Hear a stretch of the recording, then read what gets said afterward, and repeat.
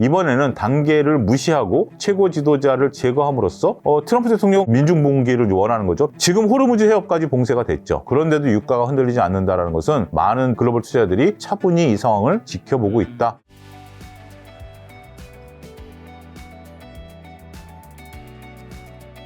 네, 소장님. 오늘 주말에 이제 전 세계에 있었던 크나큰 뉴스로 인해서 증시가 좀 요동친 것 같은데, 미국과 이스라엘의 이란 공습이 있어서 주가가 요동치고 있는데, 지금 현 상황 좀 어떻게 보고 계시나요? 예, 주말 여러분들 이 뉴스는 다 소화된 뉴스일 텐데, 제가 그 상황을 더 추가적으로 설명은 짧게 드리도록 하겠습니다. 일단 우리가 어떤 관점으로 바라봐야 되냐면, 이게 이제 중동전으로 확산되느냐라는 부분들입니다. 이제 미국과 이란 문제, 그리고 이스라엘과 이란 문제로 국한된다라면 이 문제는 의외로 베네수엘라 문제처럼 쉽게 끝날 가능성도 배제할 수 없습니다. 하지만 지금 이제 얘기가 나오고 있는 것은 이라크의 헤즈볼라, 즉 이제 시아파죠. 시아파가 이것을 현재 지금 이제 다시 반격에 나서겠다. 라고 지금 하고 있는 상태이기 때문에 이런 부분들이 이제 테러로 일어난다라든지 아니면 중요한 원전이 폭격을 당한다라든지 이런 식으로 확전이 되면 약간의 문제는 좀 나타날 수 있겠죠. 그런데 지금 글로벌 상황들을 놓고 보면 유가도 70달러 수준의 상대적으로 안정세를 보이고 있고 호르무즈 해협이 봉쇄됐음에도 불구하고 그 다음에 이제 두 번째는 미국 국채가 흔들리지 않고 있는 상태고 그 다음에 우리가 다행스럽게도 월요일날 하루 쉬어줌으로써 전체적으로 시장이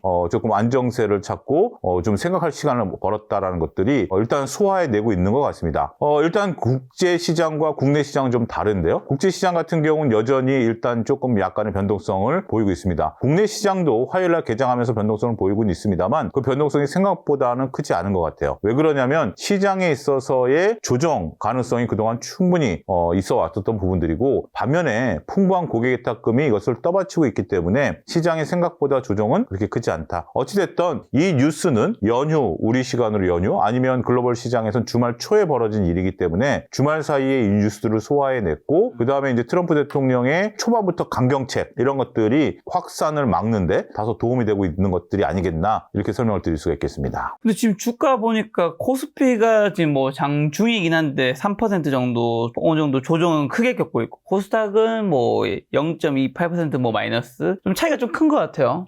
예, 그렇습니다. 근데 이게 코스피 같은 경우 그동안 쉼없이 올라왔다라는 측면 2월 한 달 동안에 코스피 상승률이 45%였어요. 그러니까 2025년에 시장 상승률이 75%였는데 두 달 사이에 45%가 또 올라간 거죠. 그런 부분들을 놓고 보면 가만히 있어도 조정은 한번 올 것이다 라고 생각들을 했었죠. 두 가지 요소가 합쳐진 겁니다. 하나는 가만히 있어 조정인 거고 하나는 외부 변수에 따른 건데 이 둘을 합쳐서 삼성전자 하이닉스가 한 5%대 조정을 받고 있거든요. 그러면 이게 약한 건가요? 아니면 이제부터 조정의 시작인가요? 강한 건가요? 이렇게 세 가지로 놓고 보면 저는 굉장히 강한 모습들이다. 역시 가만히 있어도 조정은 3, 4% 정도, 많게는 20%까지 조정을 많은 분들이 생각을 했거든요. 과거에도 이제 조정이 한번 오면 20% 정도 조정은 올 수 있을 것이다 라고 봤는데 지금 삼성전자 하이닉스만 놓고 본다라면 영업이익이 계속해서 흔들리지 않고 올라가는 거고 이 중동 변수에 따라서도 삼성전자 하이닉스의 영업이익률 변화는 전혀 상관이 없는 거죠. 그런 부분들이 나타나면서 시장에 강하게 반응을 하고 있다라고 상대적으로 저는 지금 이제 3% 조정이 있다 하더라도 이 정도면 상대적으로 강하다라는 느낌을 지울 수 없다라고 강하다라는 게 강하게 버티고 있다는 건가요? 강하게 떨어지고 있다는 의미인가요? 강하게 버티고 있는 거죠. 떨어진다 하더라도 당연히 우리가 이제 쉬어가야 되는 국면에서 울고 싶을 때 뺨 맞은 격이긴 합니다만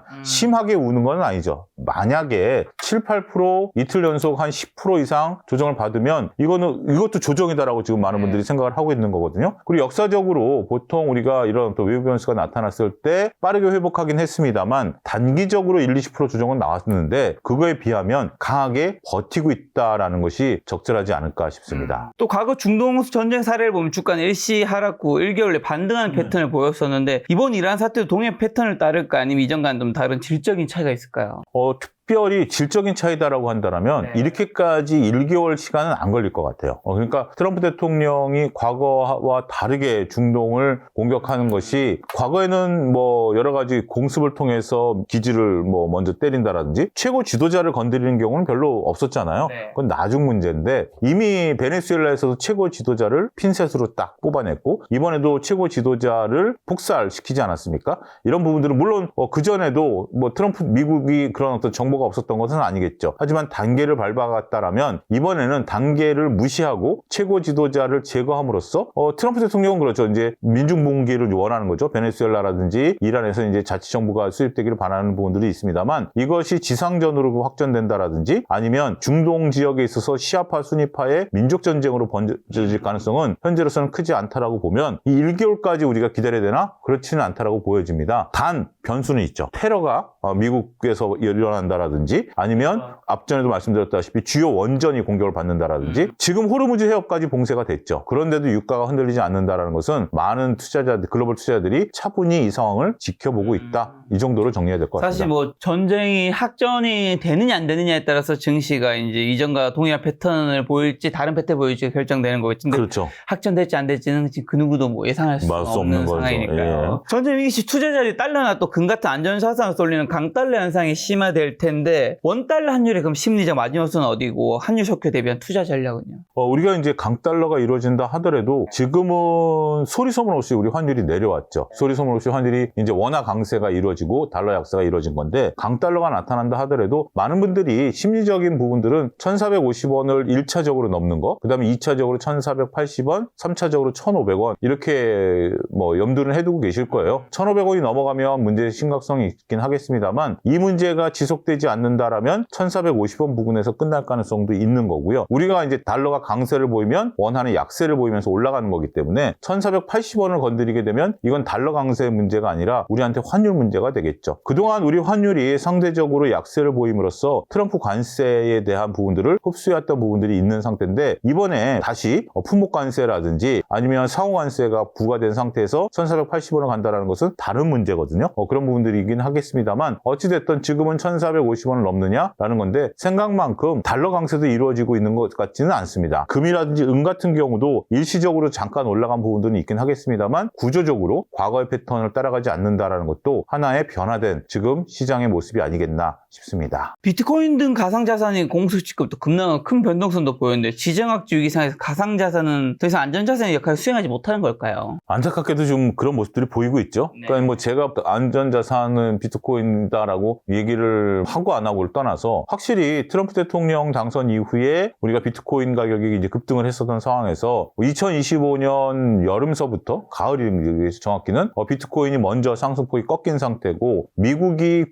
통화로서 비트코인을 더 이상 채워넣지 않겠다라는 선언 이후에 비트코인이 갈 곳을 잃었다라는 생각이 듭니다. 물론 이제 비트코인이 급등락을 보였던 것은 주말 초순이기 때문에 움직일 수 있는 것은 비트코인밖에 없었기 때문에 비트코인이 급등락을 보였던 부분들은 있다라고 말씀드릴 수 있겠죠. 하지만 비트코인이 만약에 안전자산 정도라면 금보다 먼저 올라가야 되는데 변동성을 보이면 안 되죠. 변동성이라는 것은 이게 자리를 못 잡고 있을 때 나타나는 현상이지 네. 변동성 만약에 비트코인이 안전자산이다라고 하면 달러 강세보다 더 빨리 이런 부분들을 반영했어야 되는데 그런 부분들을 반영하지 못했다라는 측면에 있어서 보면 비트코인 투자분들이 좀 고민을 좀 해보셔야 될 문제인 것 같아요. 과거와는 좀 자꾸 다른 패턴으로 움직이고 있고 이것은 단순하게 수급으로만 움직이는 부분들이 있기 때문에 이 부분은 조금 고민해 보셔야 될 부분들이 아니겠나 싶기도 합니다. 또 미국과 이스라엘의 이란 공수로 국제유가가 급등하고 있는데 이런 에너지 비용 상승이 한국 기업의 이익 악화, 물가 상승으로 직결되는 메커니즘도 있을까요? 그러니까 이 부분 원래 이제 공습 이후에 우리가 이제 이란산 원유라든지 호르무즈 해협 봉쇄가 유가 이제 급등을 나타내야 되는데 많은 이제 미국 뭐 글로벌 전문가들이 보면 1차적인 마지노선은 80달러로 보고 있다라는 점이 저도 그걸 보고 깜짝 놀랐어요. 만약에 이게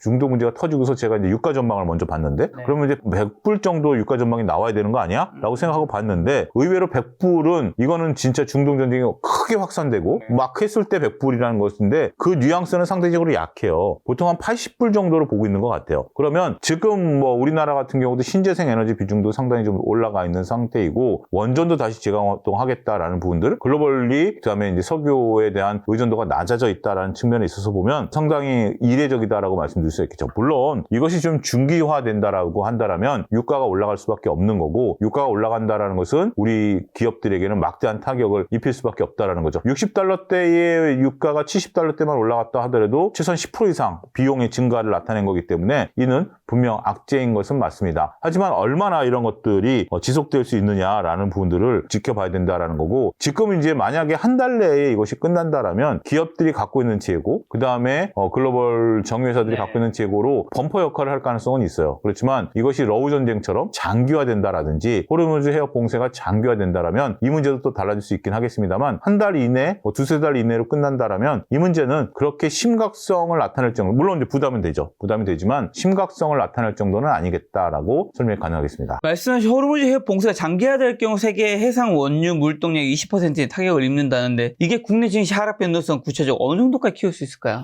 일단 이것이 이제 상수가 되면서, 그럼 이제 영향을 받는 섹터, 영향을 받지 않는 섹터, 그 다음에 긍정적인 영향을 받는 섹터, 구분할 필요가 있다라고 보여집니다. 일단 반도체는 크게 영향을 안 받을 겁니다. 반도체 같은 경우도, 물론 이제 유가가 올라가면, 비용이 올라가는 부분들이 있긴 하겠습니다만, 워낙 수요가 탄탄한 거고, 현재 지금 가격이 워낙 고공행진하기 때문에 타격을 못 받겠죠. 하지만 일반 제조업체 같은 경우는 타격을 좀 받을 수 있는 부분들이죠. 그리고 그럼에 따라서 기본적인 펀드멘탈이 흔들리게 되면 기대감으로 올랐던 주식들 같은 경우의 변동성도 확대될 수 있겠죠. 반면에 해운주 같은 경우는 굉장히 긍정적입니다. 왜냐하면 중동에서 이런 리스크가 발생되면 보험료가 올라가고 해운 운송비가 올라갑니다만, 이건 전 세계에 동일하게 퍼져나가는 그런 부분들이 되는 거죠. 어느 해역에서 테러가 일어날지 모르기 때문에 운송비가 올라가거든요. 그래서 해운주들에 대한 관심은 의외로 관심을 가져야 된다. 조선주들을 관심을 가지시는 분들이 있는데요. 조선업종 같은 경우 이것은 특별히 이익 모멘텀이 나타나기는 좀 어렵고, 방산주 같은 경우도 이것을 중동발 모멘텀으로 해서 우리가 수주가 늘어난다? 이 부분도 그렇게 쉬운 부분들은 아닌 것 같아요. 따라서 우리가 볼 때는 조선방산 같은 경우는 올라올 때마다 조금 그 기회를 이용해서 차익을 실현하시는 것이 좋고, 반면에 해운주 같은 경우, 그 다음에 여전히 굳건한 반도체가 밀리면 매수 관점 접근, 이건 유효하겠다라고 말씀드릴 수가 있겠습니다. 자, 그렇다면 현재까지 전쟁이 벌어진 것까지만 했을 때는 지금 증시 하락을 많은 분들이 두려워하고 공포로 쌓일 필요까지는 없는 건가? 아니면 그렇죠. 이건 뭐 전쟁이 어떻게 되지, 뭐 현재까지만 기준했을 때는. 우리가 2월 2일 날 블랙 먼데이였습니다. 그때 이제 매수하신 분들이 의외의 수익률을 이제 구가했다라고 말씀드릴 수 있겠죠. 그래서 지금은 고객委託금이 120조 정도 달하고 있는 상태고, 하루에 11조 들어온 날도 있었어요. 설 이후에. 그런 부분들이 있다라고 보면 지금은 오히려 매수 기회로 포착하셔야 됩니다. 그런데 여기서 이제 기준점을 좀 잡아드려야 되겠습니다. 우리가 3월 한 달 동안은 나름대로 자체 변동성이 생겼을 수도 있는 상황이에요. 그렇기 때문에 펀드멘탈이 살아있는 쪽, 그러니까 단지 이제 주가가 올라가는 종목, 기대감으로 갖고 주가가 막 올라갔다가 조정을 받았던 종목들이 아니라, 이 종목의 펀드멘탈이 흔들리지 않았다라고 하면 매수 관점의 접근은 유효하겠다. 그 대표적인 게 반도체 사이클, 그 다음에 우리가 이제 전력 인프라라든지 이런 쪽 사이클이 아니겠나, 이렇게 설명을 드릴 수가 있겠습니다.